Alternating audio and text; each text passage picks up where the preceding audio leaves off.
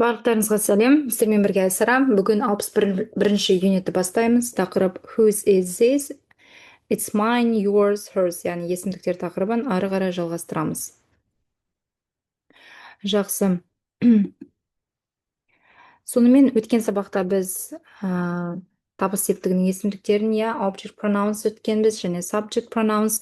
Мен, сен, бұлардың барлық аудармаларын білеміз.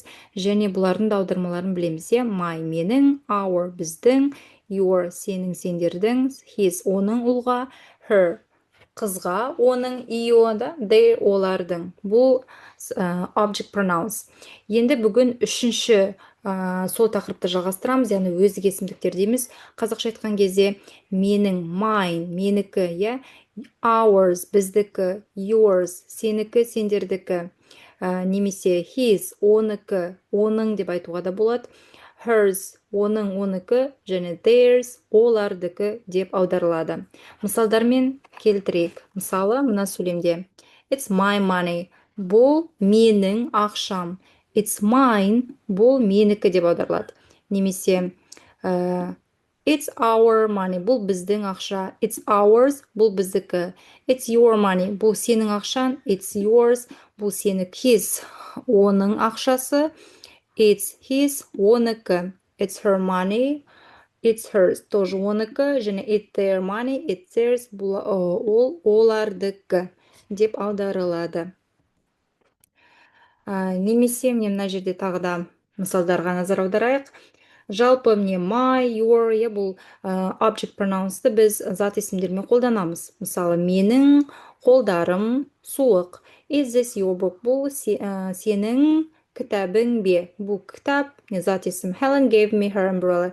Helen маған қолшатырын берді. Her umbrella. It's their problem, not our problem. Бұл олардың проблемасы, біздің проблема емес. Бірақ та біз өздік есімдіктерді қолданған кезде mine, yours, менікі, сенікі, ол жерде бізге етістік керек емес. Тура қазақ тіліндегі сияқты, менікі кітап деп айтпаймыз ғой, менің кітап деп айтамыз. Сол сияқты. Is this book mine or yours? Мынау кітап менікі ме, немесе сенікі ме? Бұл жерде енді is this my book or your book деп айтуға да болады. Немесе mine, yours, жаңағы nounsыз. I didn't have an umbrella, so Sarah gave me hers. Менде қолшатыр болмады, сондықтан Сара маған өзінікін берді. Hers, яғни her umbrella.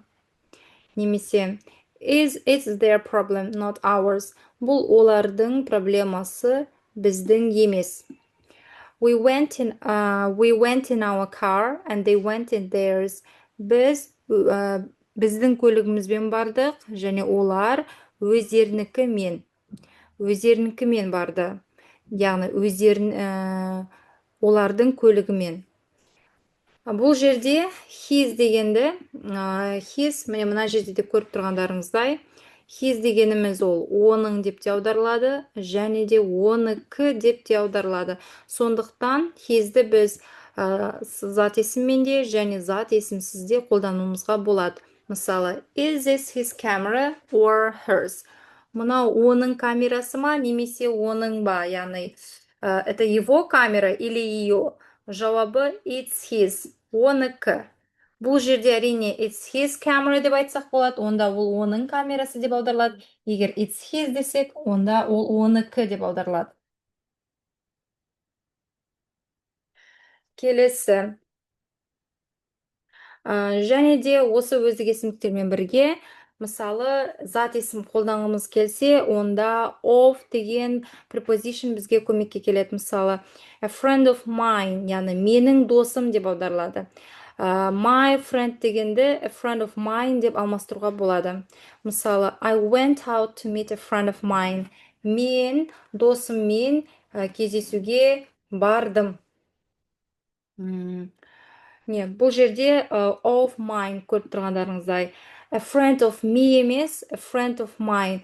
Яғни әрине досым, менікі досым деп тура мағынасында аударғанға қазақша дословно аударсақ мағынасы кішкене өзгеріп кетуі мүмкін, бірақ негізгі мағынасы менің досым.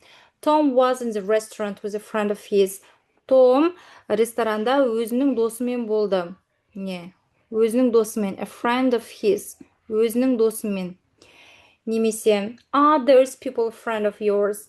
Анау адамдар сендердің достарың ба? Friends of yours, сендердің достарың деп аударылады. Whose аудармасы негізі кімдікі деп аударылады. Кімдікі. Мысалы, whose phone is this? Мынау кімнің телефоны? Кімнің кімдікі деп аударылады. Мысалы, whose phone is this? Мынау кімнің телефоны, немесе мынау телефон кімдікі деп айтуға да болады.